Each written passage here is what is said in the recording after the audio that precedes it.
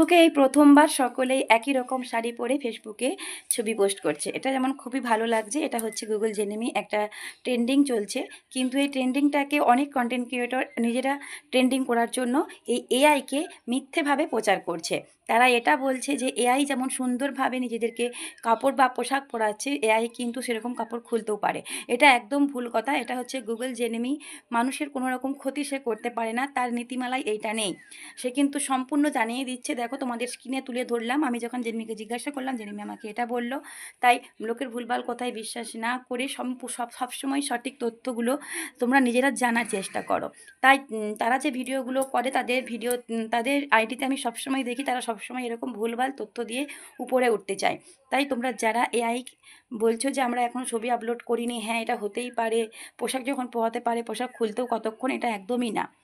আমি যখন জেনিমিকে জিজ্ঞাসা করলাম, জেনিমি কিন্তু সম্পূর্ণভাবে দেখো ওখানে লেখাতে স্পষ্টভাবে লেখা আছে মানুষের ক্ষতি করবে সেরকম কোনো নীতিমালা তার মধ্যে নেই। মানে মানুষের যেটা উপকার হবে, যেটা মানুষের ভালো লাগবে, মানে গুগল জেনিমি কিন্তু সবসময় সেটা করবে। তাই এরকম ভুলভাল তথ্য যারা দিচ্ছ কখনোই দিও না।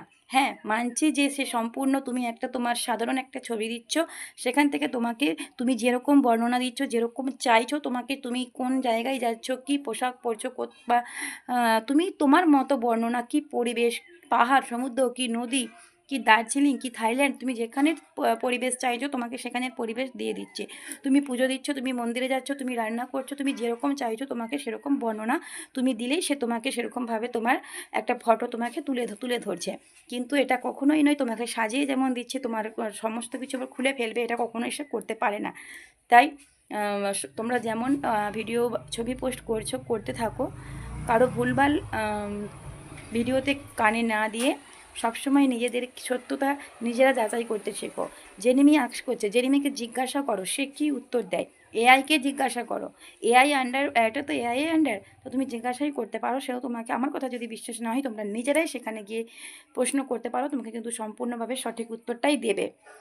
তাই যারা সমস্ত নিজেদেরকে ট্রেন্ডিং করার জন্য সবসময় একটা করে ভুয়ো তথ্য নিয়ে আসো, যাতে মানুষ সেগুলো বোঝে যে হ্যাঁ তাই তো।